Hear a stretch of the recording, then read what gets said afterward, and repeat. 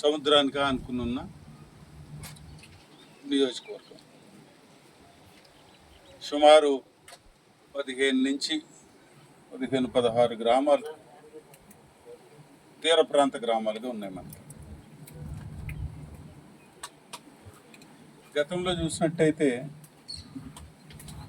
ఈ ప్రాంతం చాలా సుభిక్షంగా ఉన్న మాట వాస్తవమే. పంటలు సమృద్ధిగా పండిన పరిస్థితి కూడా వాస్తవమే. ఓ పక్కన వరి, ఇంకో పక్క కొబ్బరి. ఈ పంటలతో చాలా గొప్ప స్థాయికి చేరుకున్న నియోజకవర్గం మనకి.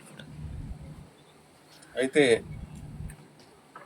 కాలక్రమేణి ఈరోజు చూసుకున్నట్టయితే సముద్రం మట్టం పెరగటం కానీ, లేకపోతే డ్రైన్లు ఏవైతే మనకున్నాయో, ఒక మేజర్ డ్రైన్ శంకరగుప్తం డ్రైన్, ఒక 5 మీడియం డ్రైన్లు, ఒక 25 మైనర్ డ్రైన్లు. ఈ డ్రైన్లన్నీ కూడా మనకొచ్చే నీటిని, కురిసిన వర్షాన్ని, వీటిలన్నిటిని కూడా అటు వైనతేయకు కానీ ఇటు వశిష్టకు కానీ తీసుకెళ్ళి తద్వారా సముద్రంలో కలిసేటట్టుగా ఈ డ్రైన్లు పనికొచ్చాయి.